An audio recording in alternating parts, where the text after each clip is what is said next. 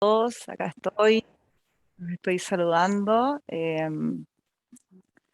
Muy contenta de esta invitación. Gracias, Diego. Gracias, Pablo, por la presentación y espero poder ser un aporte en este tema que me apasiona mucho. ¿Se escucha bien? Perfecto. Sí. Ok, perfecto. Diego, te voy a pedir ayuda en la presentación. Si ustedes pueden proyectarla. Les voy a comentar, yo soy médico de formación. Y luego de eso me desempeñé durante muchos años en el área de salud pública, de gestión en salud y administración. Y por esa vía llegué al mundo de la docencia o de la educación. Estuve trabajando mucho tiempo en la carrera de medicina, en un área de gestión, de coordinación de los centros académicos o clínicos o campos clínicos que le llamamos nosotros. Y como producto del interés que surge, hago mi maestría en educación en ciencias de la salud y como una rama de eso caigo en este maravilloso mundo de la simulación. Conozco a Merlo Silva, que soy un miembro de su equipo de trabajo acá en la Universidad San Sebastián y empezamos a trabajar un área desde el 2016 en el Centro de Simulación en la Universidad San Sebastián con todo lo que tiene que ver con la docencia basada en simulación. La Universidad San Sebastián es una universidad privada que se encuentra tiene 4 sedes a lo largo de Chile, en Santiago, en Concepción, que queda al sur, en Puerto Montt y Valdivia. Son todas ciudades al sur de Chile. Estas 4 sedes tienen un hospital de simulación. El mayor, el más grande, de aproximadamente 1000 metros cuadrados, está en Santiago, y las otras sedes tienen una réplica de menor tamaño, pero con la misma estructura de salas de alta fidelidad, box clínicos y salas de habilidades. La Universidad San Sebastián comprende alrededor de 11 carreras de la salud, entre las cuales se encuentra medicina, enfermería, obstetricia, kinesiología, que es como terapia física, entiendo para ustedes, Sí. fonoaudiología, terapia ocupacional. Así es que hay una gama diversa de profesiones de la salud y el hospital de simulación presta servicios a todas esas carreras, además de preocuparse en el área de formación continua. Yo estoy a cargo de la coordinación de un diplomado de docencia basado en simulación clínica y desde el nivel central, desde Santiago, se tiene o se cuenta con una unidad de actores. Esta unidad de actores tiene una coordinadora que es actriz y ella ha ido formando un equipo que son alrededor de 40, 45 pacientes o actores entrenados en esta metodología que prestan servicio a lo largo de estas 4 sedes. ¿Ya? Así es que yo diría que uno de los plus de esta casa de estudio, y lo digo porque también trabajo en otra, es que cuenta con esta unidad de actores como un programa propio inserto dentro del hospital de simulación, lo cual permitió que desde el origen el hospital creciera con esta metodología del paciente simulado. Así que ese es un poco el contexto. Dame la siguiente. Bueno, declaro no tener conflictos de interés vinculados a este tema ni a la presentación y como les señalé, estoy acá eh, siendo parte de este equipo de Universidad San Sebastián que dirige Marloa Silva, que es la directora de todos estos centros de simulación. Dame la siguiente. Como hoja de ruta breve, voy a contextualizar y definir lo que es el paciente simulado. Voy a conversar un poco de las habilidades no técnicas y el uso de esta metodología, las ventajas, algunos tips y consideraciones en la implementación. Y creo que nadie de nosotros, y estamos en esta modalidad por algo, puede hacer ojos ciegos de lo que ha sucedido este último año y medio, así es que también quiero pasarles alguna información de lo que hemos hecho con esta metodología y reconvertirla en tiempos de pandemia y los desafíos que enfrentamos. Dame la siguiente. Al finalizar esta charla, tengo la expectativa de que ustedes hayan podido comprender o identificar las ventajas principales de utilizar el paciente simulado o estandarizado como un recurso metodológico en todo lo que es el desarrollo de las habilidades actitudinales o las llamadas habilidades blandas en todas las profesiones de la salud. Eso es muy importante. Tiendo yo a tener el sesgo de hablar de medicina por mi formación o porque usualmente la gran literatura, el cuerpo de literatura que uno encuentra está vinculado a lo que es el medical education como concepto, pero desde ya les digo que siempre esto tiene un enfoque interprofesional o desde todas las profesiones de la salud. Dame la siguiente. Bueno, lo primero es preguntarles y hacer una pequeña reflexión, sobre todo a la luz de lo que nos ocurrió, nos tocó vivir como profesionales de la educación, como profesionales del área de salud. ¿Qué es lo que esperamos de los profesionales, de aquellos chicos que estamos formando, que son los futuros médicos, enfermeras, obstetras? ¿Qué esperamos que estos profesionales tengan cuando brindan atención en salud? Por supuesto que lo que uno tiende a pensar es una serie de habilidades técnicas, una serie de conocimientos y de experticias que generalmente uno las piensa como algo muy técnico, muy procedimental. Sobre todo cuando uno padece algún problema, uno dice el especialista, ¿verdad? Y sobre todo hoy día, post pandemia, ¿quién no tuvo que entrenar a muchos profesionales de la salud para que pudieran ingresar a las unidades críticas, ¿verdad? Y nos dimos cuenta que efectivamente esa necesidad existía, hubo un entrenamiento muy acelerado, muy rápido, de distintas habilidades procedimentales para poder dar abasto a esta pandemia.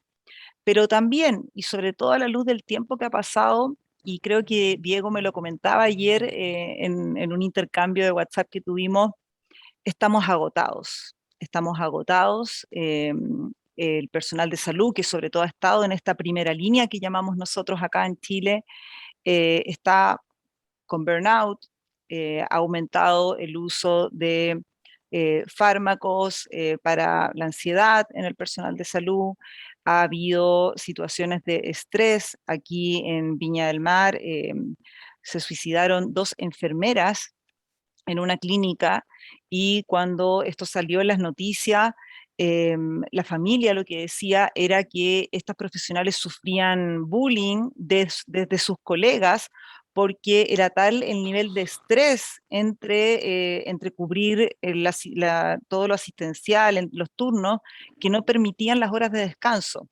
Entonces, cada vez que tú querías tomar, por ejemplo, libre o que te respetaran tu día libre, las otras compañeras, digamos, había toda una situación producto de todo este estrés que se generó. Entonces, uno, si lo piensa desde la formación y desde esta metodología que es simulación, el factor humano nos ha llevado en esta pandemia a enfrentarnos a cómo estamos formando aquellas habilidades en nuestros estudiantes. Cómo nosotros estamos preparando a nuestros estudiantes para crisis como la que vivimos, porque todavía estamos en una situación de crisis. Probablemente en su país o en el mío ahora está descendiendo la curva, las puertas están más abiertas, hay mayor flexibilidad, pero estamos en una situación de una crisis de pandemia, un virus que está mutando, un nivel de incertidumbre muy alto y una asistencialidad que ha marcado la pauta este último año y medio, pero sobre todo hoy viene la gran crisis de todas aquellas patologías que no vimos durante un año y medio. No sé, las mamografías que se dejaron de hacer, los papanicolaos que se dejaron de hacer, las enfermedades crónicas, los pacientes con enfermedades crónicas, pacientes con cáncer, todo lo que se dejó de atender. Y hay estadística que señala que esos índices son mucho más severos que todas las muertes que hemos tenido por esta pandemia. Dame la siguiente. ¿Cómo queremos nosotros que este factor humano incida en los profesionales que estamos formando? Y acá es súper importante este concepto de la confianza. Como yo quiero que me atiendan cuando yo soy paciente. O si yo estuve enfrentada en esta pandemia, tuve familiares con COVID, o yo estuve cerca, ¿cómo se manejó esto? ¿Cómo se manejó esta relación del profesional de la salud con el paciente o con los familiares? Bueno, la confianza es un valor que está siempre subyacente a esta relación terapéutica. Y la confianza es esa capacidad de inclinarse y optar por cooperar con el otro a pesar de no conocerte, a pesar de no tener, digamos, un vínculo específico o muy íntimo, hay esta disposición a velar por la integridad o por los intereses. Dame la siguiente. En el sistema de salud, la confianza es muy crítica para el desempeño del paciente, para la experiencia del paciente. Y esto también está estudiado. Cuando nosotros como proveedores del sistema sanitario estamos a cargo de los pacientes, hay distintos hitos donde nuestro paciente, según la experiencia que tenga, va a ser su seguimiento, su adherencia y probablemente el resultado terapéutico. Por ejemplo, en algo tan crítico como la comunicación médico-paciente o la comunicación profesional de salud-paciente. La facilidad en la programación de citas, la disponibilidad de información, la capacidad de respuesta del personal sanitario y la coordinación entre los distintos proveedores. Esto quiere decir, por ejemplo, cuando un paciente tiene que ir a tomar una hora, lo derivan a un lugar, después lo derivan a otro, entonces finalmente el paciente se agota y no se hace el examen. ¿Ya? ¿Qué nivel de eficiencia tenemos en ese sentido? Todas estas experiencias que tiene nuestro paciente tienen un vínculo directo con la confianza que él va a tener en este sistema de salud, cómo se va a acoger y cómo va a adherir finalmente en su tratamiento. Y esto es una de las dimensiones de calidad de todo el proceso sanitario. Por lo tanto, no es menor cuando realmente nosotros vemos cómo puede incidir en todo lo que estamos haciendo. Y cuando nosotros estamos desde el ámbito educativo, ¿cómo es que nosotros formamos para esto? Dame la siguiente.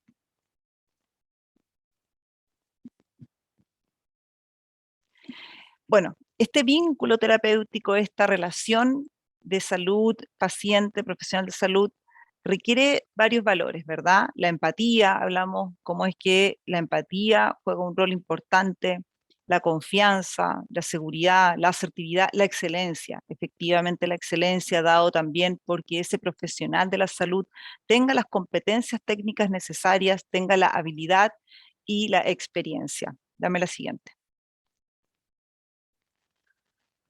¿Cómo nosotros los formamos en nuestros profesionales? Esa es una pregunta muy importante porque en general siempre tenemos este concepto de que entrenamos las habilidades técnicas, las competencias que son del procedimiento, pero ¿dónde enseñamos el trabajo en equipo, la comunicación efectiva, el dar malas noticias, el ponerse en el lugar del paciente, el poder contener a los pacientes?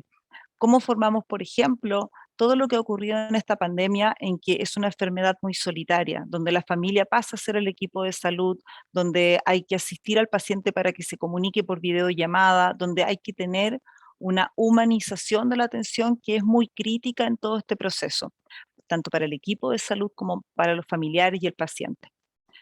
Hay distintas guías que permiten ir verificando qué habilidades debo ir formando en el pregrado, es decir, cuando están estudiando las distintas profesiones de la salud.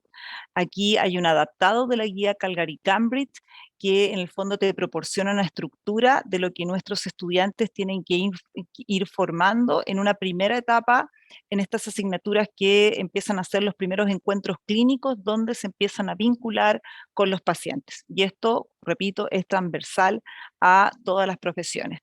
Tiene este clásico, cuando yo me formé, de la semiología y de la entrevista médico-paciente, ¿verdad? Cómo se inicia la sesión inicial con un paciente, cómo se establece ese contacto, cómo uno se comporta, cómo identificas el motivo de consulta, la historia. Todo esto es transversal a todas las profesiones e implica que nuestros estudiantes tienen que tener estabilidad comunicacional. Y ojo, porque las generaciones actuales, las generaciones Z o las generaciones probablemente pandémicas, son generaciones que se entienden por emoticones, por redes sociales, no por mirarte, por la presencialidad y por hablar, sino que más bien incluso por un emoticón, por un gesto, por una abreviación que me dificulta entender cuando mi hija me habla, mi hija de 12 años, entonces no es menor esto que parece ser como tan obvio para quienes somos profesionales de la salud y llevamos mucho tiempo. Bueno, esto, formarlo en un estudiante no es tan fácil. Yo nunca lo pensé cuando empecé en la asignatura de semiología, pero yo tengo muchos estudiantes que les da miedo entrevistar a alguien extraño, les da miedo y se bloquean. Y claro, y tú después ves el Instagram y aparecen fotos semidesnudas, entonces como que a uno le choca esto, no entiendo, a ver cómo te publicas con esa foto, pero te da miedo. Bueno, eso es, esta es la generación que nosotros estamos formando, otros códigos, otra forma de comunicarse. Por lo tanto, estas habilidades son mucho más complejas de formar, sobre todo si las dejamos como al arbitrio, no las formamos intencionalmente, y eso quiere decir que tienen que ser parte del currículum y por lo tanto tienen que ser incorporadas y evaluadas. Dame la siguiente.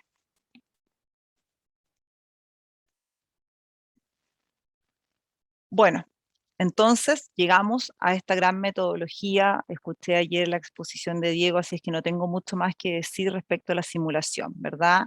Una metodología de enseñanza de aprendizaje activa. Esto llegó para quedarse hace mucho tiempo. La simulación es parte integral del currículum de muchas carreras de la salud, incluso para certificar la licencia médica en Estados Unidos, en algunas universidades o en algunas universidades europeas, te exigen un entrenamiento con esta metodología justamente en lo que es la perspectiva de la seguridad del paciente. Hoy día no se concibe que nuestro estudiante ingrese al campo clínico, le decimos nosotros, o a la clínica, a la práctica real, sin que haya tenido un desempeño donde haya podido entrenarse en distintas habilidades en simulación. Hoy día yo me formé cuando uno, disculpen la expresión, experimentaba con el paciente y mi tutor me iba a dejar al hospital y yo podía hacer lo que yo quería, ¿ya? Me acuerdo la primera sutura que hice en cuero cabelludo, con un paciente en la urgencia borracho y yo colocaba anestesia y mi tutor era como, coloque anestesia de no se preocupe, no se preocupe, y uno ahí preocupado de esta experiencia. Bueno, hoy día eso es éticamente reprochable.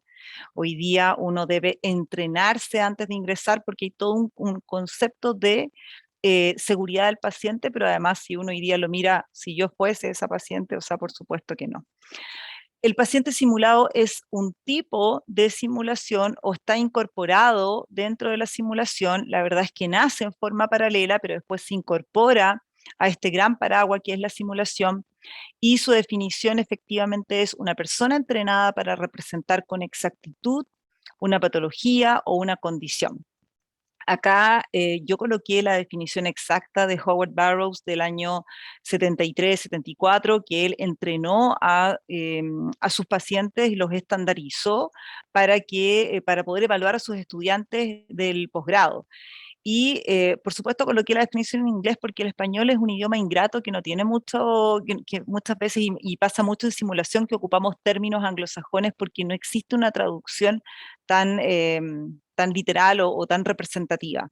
Entonces acá está ennegrecido, dice, el paciente estandarizado o simulado no es solamente el síntoma, sino que tiene que representar toda la historia, tanto desde su lenguaje corporal, los hallazgos físicos y el contexto emocional y las características de la personalidad, ¿ya?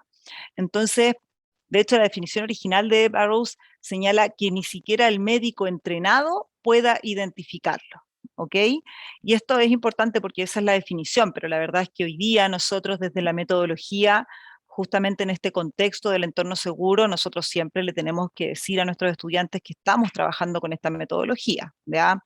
A no ser que queramos usarlo como una actividad de choque, en cuyo caso yo siempre aconsejo ser controlados, pero siempre nosotros debemos advertir a nuestro estudiante que estamos trabajando con esta metodología, que es un actor entrenado, que es paciente simulado, no ocultarlo. Pero la definición original tiene este sello tan distintivo que te señala que en el fondo ni siquiera el clínico real debería identificarlo. Dame la siguiente. Ahora bien, ante la gran pregunta, paciente simulado, paciente estandarizado, lo vamos a ver de inmediato, pero lo más importante es que todo lo vinculado a las mejores prácticas o a las buenas prácticas en el uso de pacientes simulados está todo contenido en este documento que a nosotros es como nuestro marco de trabajo, quienes nos empezamos a formar en esta área, que es de la ASPE o la Asociación de Pacientes Estandarizado, y ellos tienen perfectamente descrito desde el año 2017 estas mejores prácticas y cómo uno debe trabajarlas. Ellos identifican 5 dominios de áreas donde nosotros debemos trabajar con este recurso metodológico. Y ojo acá para que no se me ofenda Pablo ni nadie, yo digo este instrumento o recurso no en un sentido negativo ni despectivo, sino que como un apoyo al proceso educativo, ¿verdad?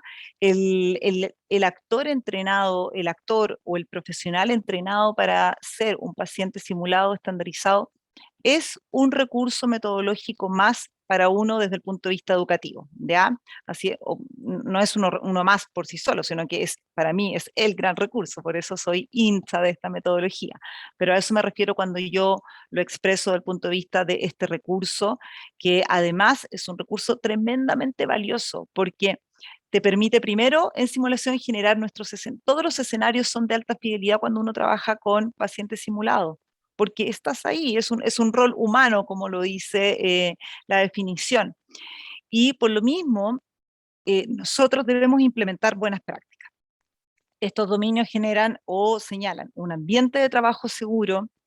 El actor es, como yo le digo a mis docentes, acá recuerden que estamos trabajando con un ser humano, ¿ya? Y eso parece muy obvio, pero yo tengo docentes que a veces hacen programaciones desde las 9 hasta las 12 y no queda ni siquiera 10 minutos para que el ser humano vaya al baño, ¿ya? Para que este recurso metodológico vaya al baño. Entonces, oiga, acuérdese que estamos trabajando con el actor, hay que proveer un ambiente seguro, cosas tan pequeñas como un espacio de trabajo donde el actor se pueda caracterizar, donde pueda tener su espacio también que tenga que ver con todo esto educativo, donde se pueda transformar por un tema de realismo también. No puede ser que el paciente llegue, o sea, que el actor llegue, pase delante del estudiante y después aparezca como disfrazado. Eso no debe ser. Acá el tema del realismo y de todos los conceptos que hablaba Diego ayer son muy relevantes de conservar.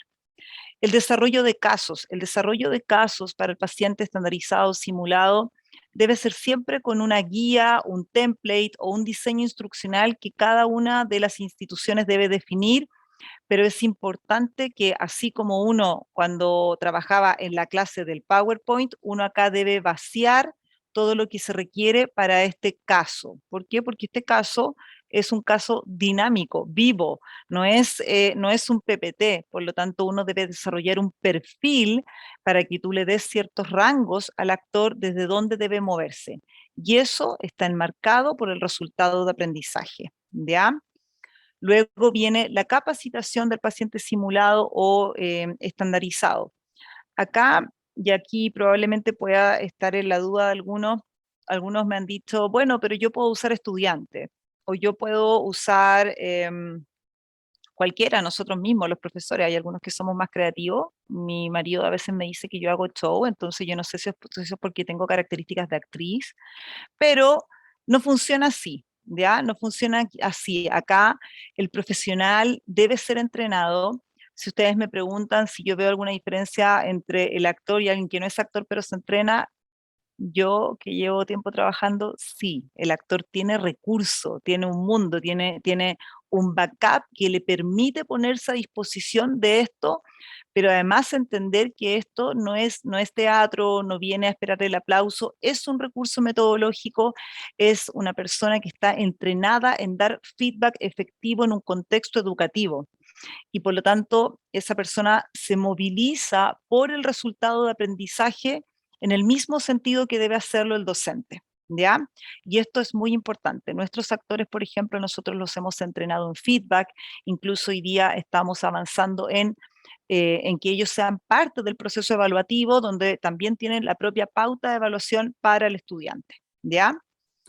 Luego viene la administración de un programa. La administración de un programa, cuando uno añade el paciente simulado en forma estable en las carreras, por ejemplo, en el hospital de simulación donde yo me desempeño en la Universidad de San Sebastián, es un centro de costo independiente, hay toda una gestión de recursos que llevar, porque Acá hay un valor asociado, un presupuesto asociado, horas de trabajo, y todo esto tiene que ser efectivamente y eficientemente bien coordinado.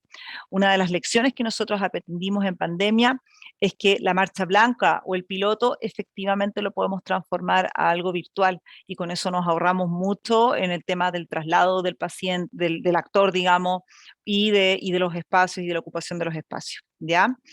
Y finalmente el desarrollo profesional. Bueno, hoy día se está promoviendo, y no por nada estamos reunidos acá por eso, todo un área de desarrollo tanto para el educador en el área de paciente simulado como para el paciente en sí o el actor entrenado. ¿Ya? Así es que este documento está en la página de ASPE y hay una traducción al español. Dame la siguiente. Respecto a la denominación, bueno, acá para definición de ASPE y desde el origen se ocupa paciente simulado o estandarizado. Hay otros nombres, acá también coloqué los nombres en anglosajón, el Program Patient, el Patient Instructor, el Professional Patient. Está también este concepto del cliente oculto, pero acá lo relevante de entender, sobre todo en el concepto estandarizado simulado, es que el estandarizado conlleva un entrenamiento para que efectivamente se estandarice, se ecualice o se homogenice. Cuando yo utilizo el recurso actor o paciente simulado en un contexto de evaluación, evaluación sumativa, calificada, donde se está certificando la competencia, efectivamente el paciente debe estandarizarse, ¿ya? Y por eso se habla de paciente estandarizado. Por ejemplo, cuando yo lo ocupo en un ECOE o en un OSCE, que es el examen clínico objetivo estructurado, sí o sí mis pacientes deben estar estandarizados. ¿En qué sentido? En que el paciente debe tener un rango donde se va a movilizar y debe mantener ese rango tantas veces como suceda esa estación. Si yo evalúo 40 estudiantes ese día en mi OSCE o ECOE, bueno, 40 veces el actor tendrá que comportarse de la misma forma, porque la modalidad evaluativa, que es el ECOE, señala que es una evaluación clínica objetiva y estructurada, ¿ya? Y esto es súper relevante porque cuando yo me formé, y probablemente varios de ustedes, después salíamos y con mis compañeros decíamos, oye, me tocó un paciente más difícil, me tocó alguien que no hablaba, o no, el mío hablaba súper bien. Y ahí hay un tema de justicia de la evaluación y de objetividad de la misma, que hoy día también, en mi época eso era como pan de cada día, o me tocó, justo llegó el cardiólogo y me preguntó todo esto, bueno, hoy día eso acá no debe suceder, porque hoy día la evaluación debe ser objetiva, estructurada, la misma pauta para todos, la misma observación, el mismo caso. Por eso es relevante que no todo paciente simulado puede ser estandarizado, ¿se entiende? O sea, digamos, si tú tienes que capacitarlo para aquello, ¿ya? No todos los actores o todos los pacientes simulados pueden o acceden, digamos, a comportarse o a entrenarse para estandarizarse, porque también es complejo. Y ahí también el rol del docente es muy importante porque siempre digo, bien la innovación, nosotros somos súper innovadores y creadores, pero nunca tanto. O sea, yo también acá el docente tiene el actor no es un dispositivo que uno le aprieta on y se pone a llorar y después le aprieta off y deja de llorar, ¿ya? Entonces aquí el docente no es como, ya, ahora llora, por favor, ya, ahora llora de nuevo, ¿ya? No, no funciona así, no funciona así, ¿ya? Por lo tanto, si además yo tengo un ECOE, yo no puedo tener a un ser humano llorando desde las 8 de la mañana hasta las 6 de la tarde. Entonces, por supuesto que hay que darle un sentido de realidad a estas estaciones cuando trabajas con el contexto evaluativo, y por supuesto que también este diseño instruccional tiene que conllevar un perfil, o sea, y eso Pablo me lo podrá ratificar después, te suplico que lo hagas, Pablo, por favor, porque esto no funciona así como, oh, me voy a poner a llorar de la nada, o sea, aquí hay una historia detrás, un perfil, este es un paciente que tiene un, no sé, que perdió a su señora por producto del COVID, que le pasó, que tiene una historia, porque ahí es donde el actor utiliza todos sus recursos para los cuales está formado, y efectivamente, si la situación educativa, si el escenario se da, probablemente va a llorar. Y eso uno como docente lo ha modulado desde el piloto, le ha dicho al actor, mira, acá la idea es que el estudiante logre su resultado, te pueda entrevistar, pero queremos sacarlo de la zona de confort y queremos que él utilice un poquito sus recursos de empatía, de ponerse en el lugar del otro, así es que si tú te puedes emocionar, llega hasta acá, pero que no se desborde. Uno, como docente, le marca los rangos de este perfil a nuestro actor, y nuestro actor, como está entrenado, sabe que viene por algo pedagógico, pues es capaz de lograrlo y se da un nivel de realismo muy grande. Así es que eso es algo que quiero que dejemos súper claro respecto a la definición. También es real que hay pacientes reales que pueden ser estandarizados, ¿ya? En Estados Unidos, aquí en Chile esto no lo tenemos nosotros, pero en Estados Unidos es muy, y también empezó también la metodología a agarrar mucho vuelo de esta forma. Los pacientes reales con sus patologías reales eran entrenados para estandarizarse y tener un comportamiento invariable, podríamos decirlo, dentro de las situaciones evaluativas de los estudiantes que se estaban formando en carreras de la salud, ¿ya? Así que eso también es algo factible de realizar. Dame la siguiente. Bueno, y creo que esto se mostró en alguna presentación, pero en el fondo el modelo de Kern es un modelo de desarrollo o de integración curricular que nosotros utilizamos mucho acá para hacer todo nuestro rediseño curricular, o para hacer la inserción de la metodología, o verificar dónde nosotros podemos incorporar este tipo de simulación con el uso de pacientes simulados, porque el modelo de Kern tiene esta dinámica que efectivamente está centrado en el estudiante, que involucra a todos los actores relevantes, digamos, el apoyo directivo, el apoyo de los docentes, y que te permite ir evaluando siempre en una situación de contexto. Tú identificas la necesidad de la institución, identificas la necesidad de tus aprendices, de tus estudiantes, determinas y articulas los objetivos, las metas, con una evaluación constante del programa. Yo les voy a contar la experiencia que nosotros tuvimos el año pasado, pero siempre como base metodológica, y por eso debo incluirlo a pesar de que lo hayan visto. Nuestro contexto, nuestro fundamento, nuestro marco conceptual es partir y siempre movernos en Kern, ¿ya? Siempre estamos evaluando aquello que hicimos, y yo creo que un desafío, también lo presento al final, es ahondar mucho más en tema de investigación más formal. Dame la siguiente. Bueno, entonces, utilizando esta metodología paciente simulado, uno efectivamente logra evaluar o verificar o desarrollar o modelar competencias en nuestros estudiantes. ¿Cuáles? Conocimiento, racionamiento clínico, toma de decisiones, aplicación de las normas. Es una práctica que permite y que está basada en un contexto, en una situación obviamente simulada, pero que como docente yo puedo articular y puedo hacer que ese estudiante viva cuantas veces sea necesaria esa situación para poder entrenarlo, ¿ya? Puedo verificar habilidades interpersonales, comunicación efectiva y todos los atributos del profesionalismo que clásicamente declaramos en los perfiles de egreso de las distintas profesiones de la salud. Esta es una foto donde hay un médico, que es la persona de arriba, entrevistando a una paciente que consulta con unos exámenes alterados. Esto es telesimulación, que la desarrollamos el año pasado. Dame la siguiente. ¿Cuáles son las ventajas entonces de las profesiones de la salud? Desde el punto de vista de la docencia, para nosotros nos ofrece una oportunidad de enfrentar a nuestro estudiante en todas las situaciones que nosotros queramos. Queremos que esté con un paciente verborreico, queremos que esté con un paciente que no aporta los datos, queremos que esté con un paciente que tenga que manejar el tema de la ira, queremos que pueda examinarlo, que indague por ciertos síntomas, ciertas emociones. Dame la siguiente, pasa nomás la diapo.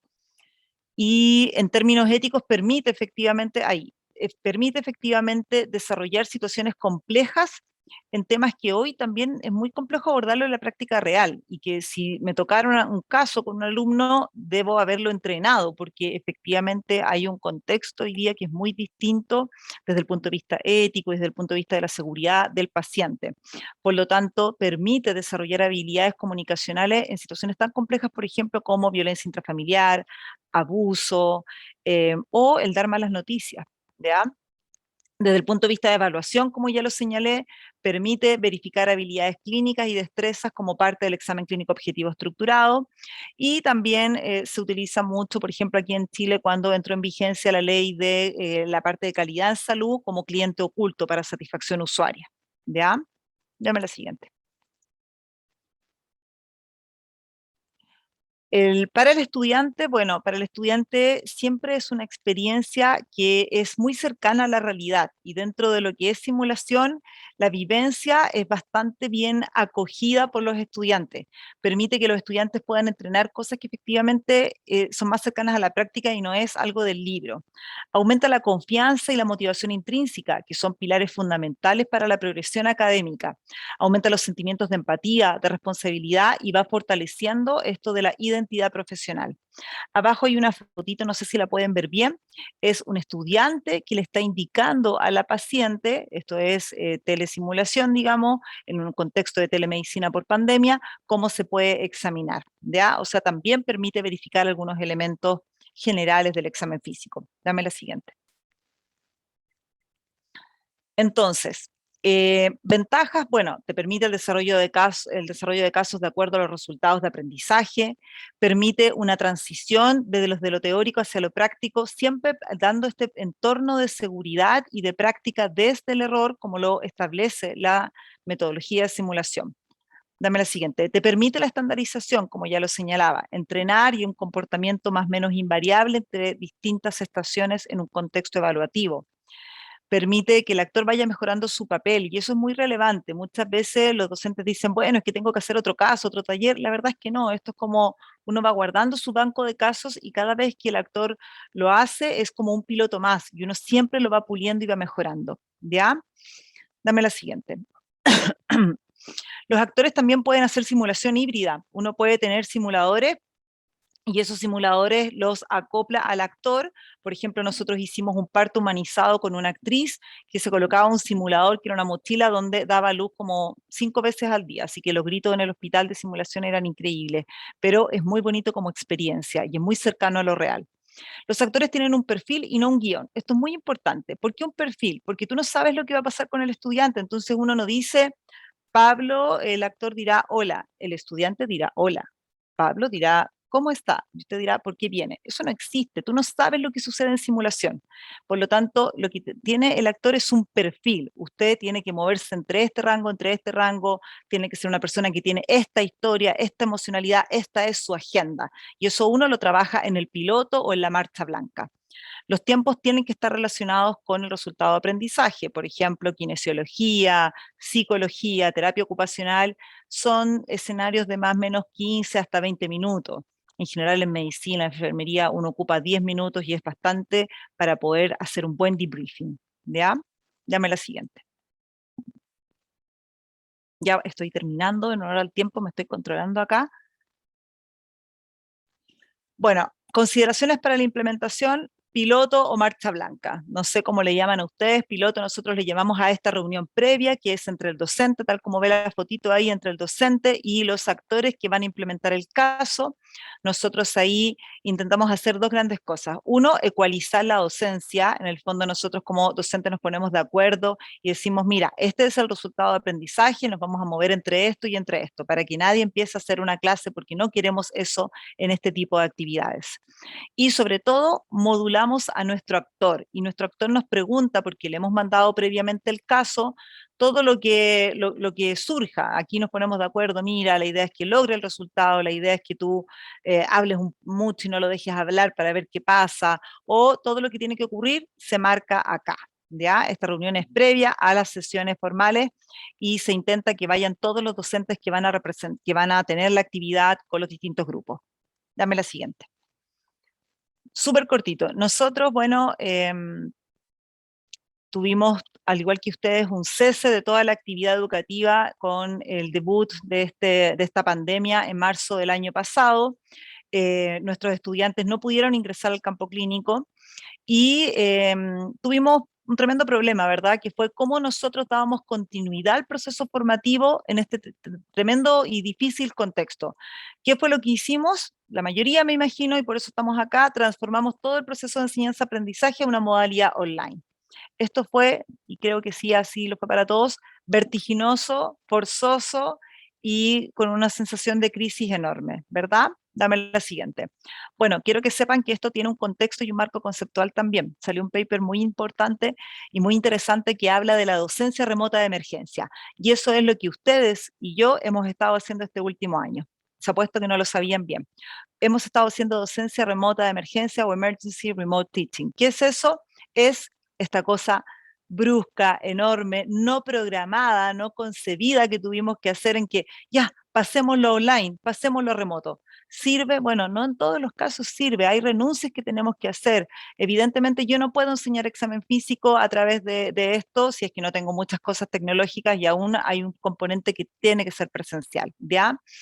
Pero es importante entender que hemos estado en una situación de crisis, sobre todo el 2020, creo yo, probablemente el 2021 pudimos programar mejor, pero la comunicación y los tips que nos entrega este marco conceptual es que la comunicación es clave en tiempos de incerteza, la comunicación con tus estudiantes, la comunicación con tus pares. El trabajo colaborativo, esto no podría haber salido adelante si no cooperamos todos, todas las profesiones y transversalmente. Hay una brecha generacional, muchos de nosotros tuvimos que aprender a conectarnos a distintas plataformas, a distintos links, probablemente que levante la mano el que no llamó a su compañía de internet en el 2020. O sea, yo creo que todos peleamos al menos una vez, ¿verdad? Para mejorar la internet, o nos compramos estas cosas sofisticadas, o nos traspasamos al cable después de que todo era inalámbrico. Hicimos muchas cosas, ¿verdad? Dame la siguiente. Nosotros tuvimos que transformar nuestras sesiones de semiología, que es cuando los chicos empiezan a hacer su primera aproximación clínica, y hicimos un trabajo ahí que yo les muestro solamente estas etapas.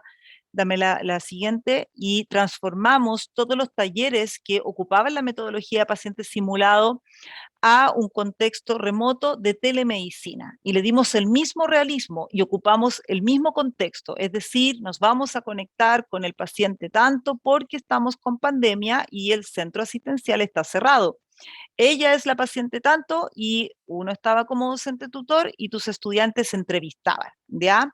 Estos son los resultados de aprendizaje generales que utilizamos, que tenía que ver con indagar respecto a los síntomas de las patologías, verificar con el paciente algunos elementos factibles de verificar. Por ejemplo, esta era una paciente que consultaba por una lesión dermatológica, teníamos la foto.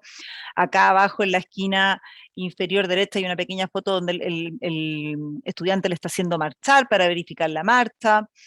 Y obviamente la idea era sobre todo trabajar en este proceso de entrevista enfocado hacia el motivo de consulta. Dame la siguiente. ¿Qué hicimos después? Lo mismo que les estaba diciendo, evaluamos la percepción de los estudiantes respecto a la implementación de estos talleres. Gran parte, de más o menos del 70%, señalaba que aumentaba su motivación, que era una situación creíble y real este contexto de telemedicina, este contexto de no estamos pudiendo ir al campo clínico porque hay una pandemia y estamos transformando toda la atención hacia la telemedicina. Gran parte lo evaluó como contenidos que eran pertinentes y que le permitieron entrenarse. Dame la siguiente. Estuvimos finalmente todo el año trabajando de esta forma y obviamente estos son chicos que ahora han tenido que ir a entrenarse en lo que es la habilidad de examen clínico. Nosotros ocupamos la nota del 1 al 7 acá, 7 es lo mejor, gran parte, más del 60% lo valoró con una muy buena nota, este tipo de talleres desde el 5 en adelante, y prácticamente el 83% nos señaló que era algo creíble y que este contexto de telemedicina le parecía muy real. Dame la siguiente. Así que les presento esta experiencia, digamos, solamente para que vean que es posible también transformar y ocuparlo a través de esta nueva forma de contactarnos.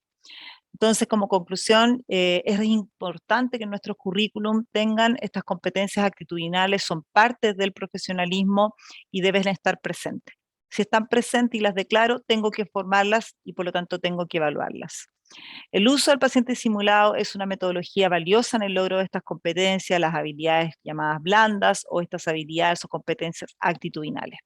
Sabemos hoy día, sobre todo a la luz de la pandemia, que ser profesional es mucho más que atender de una forma efectiva.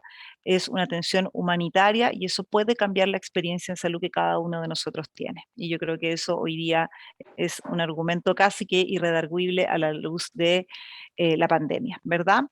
Y como un eje clave, el diseño instruccional, la coordinación efectiva entre el actor, los coordinadores, los docentes, con este piloto son las claves del éxito en la implementación de este tipo de sesiones. Dame la siguiente, creo que eres la última. Los desafíos, bueno, los desafíos veo yo que siempre es este proceso de estandarización, sobre todo cuando lo ocupamos con fines de evaluación, la investigación, la publicación, sobre todo nosotros hemos investigado pero publicado poco. Las ventajas de esta pandemia es que estamos reunidos acá gracias a eso y puedo conocerlos en virtud de eso y que además esto puede ser extrapolable a otras universidades. Nosotros el año pasado con esto mismo trabajamos con una universidad en Perú, con esta misma metodología, con internos de medicina que no pudieron ir al campo clínico. Entonces esto traspasa fronteras. Y bueno, siempre seguir los procesos de la metodología de simulación, el entorno seguro, el error como una fuente y oportunidad de aprendizaje y el contrato de ficción, que es esta voluntad de ambas partes de enganchar con la metodología y con todo lo que pueda suceder para construir un aprendizaje significativo. Eso, disculpen si me pasé un poquito, pero eso es Buenísimo. cuanto quería contarles. Ahí hay distintas fotos de estas experiencias el año pasado. La verdad, muy bueno. Yo como actor de CECICA, todo lo que expusiste me toca muy de cerca. Yo hago breve, empecé hace 2 años con Diego, me acerqué, y yo tengo una experiencia como actor teatral que es nada que ver con lo que estamos haciendo, ¿no? Lo difícil, tanto para el equipo como para mí también, empezar en esto nuevo, y es muy satisfactorio, ¿no? Todo lo que vamos consiguiendo y todo lo que vamos aprendiendo entre todos, en el equipo del CECICA. Yo pongo el cuerpo y todos mis compañeros, con Diego a la cabeza, es lo que van coordinando lo que vamos haciendo. Y también fuimos consiguiendo muchas cosas y le dimos, desde el CECICA se le dio un lugar al actor, que es muy importante en lo que estamos haciendo. A mí particularmente me costó, porque vengo de otra formación. El teatro no es nada que ver con lo que estamos haciendo acá. Principalmente porque no hay aplausos, como dijiste vos. Pero bueno, somos un instrumento para que el alumno pueda ver reflejado todo el aprendizaje, muy, muy, muy importante. A mí me apasiona, está buenísimo, es algo nuevo que estamos encontrando, que estoy encontrando, que es muy, muy interesante y muy, muy lindo, ¿no? Así que la exposición fue para mí excelente, hermosa, y me la guardo con mucho, para trabajar mucho, ¿no? Todo lo que nos contaste. Bueno, esa es la idea y cualquier cosa tienen mi contacto y podemos apoyarlos en lo que sea Sí. necesario, ¿ya? Buenísimo, vamos a estar en contacto. No sé si hay alguna otra pregunta o alguna observación o alguien. Sí, si hay alguna pregunta, Diego, si no... O no sé cómo van los tiempos, Diego, tú eres el que comanda. Yo no veo bien. Bueno, primero agradecerte, Roxana, por tu gentileza y tu calidad de exposición. A Pablo, como director del Departamento de Autores, que realmente también se pone al hombro la gestión de un espacio que es tan inexplorado, tan novedoso y aporta tanto. Porque algo que hemos, y esto es un poco la pregunta también que les transfiero a los dos, cuán importante es la variable de mantener una línea de profesionalidad en el desarrollo de los actores, porque para lograr que todo ese grupo humano maravilloso pueda aportar y entregarle al proceso educativo de los profesionales y estudiantes lo que se pretende de ellos. ¿Cómo ha sido, Roxana, la construcción del espacio y la pertenencia del personal para ese espacio de actores en simulación? Sí, bueno, yo creo que aquí es muy fundamental, primero, y estaba en una diapo, el tema del apoyo directivo. Tú sabes que a nosotros, nuestra directora Marloa Silva ha sido hincha de esta metodología y es una líder a nivel latinoamericano.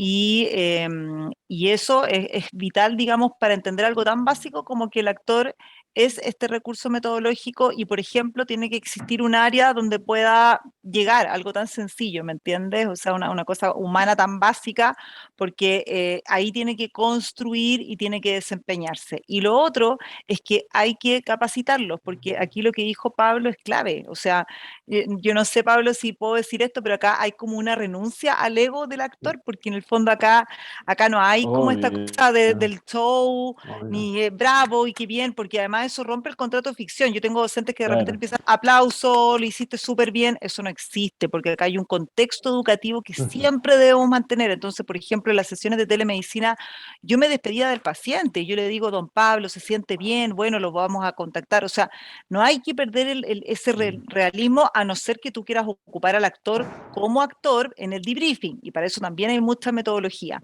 Acá un elemento clave es Claro. que esta coordinadora de actores ha ido pesquisando y hacemos casting. Eso sí, hacemos casting de actores porque no todos los actores, Pablo, confírmamelo tú, sirven para esto. No todos se Claro, pueden prestar sí, para sí. esto ni entender que en el fondo hay un contexto que es educativo y que no tiene que ver con algo original vuestro, Claro. la formación, ¿verdad, Pablo?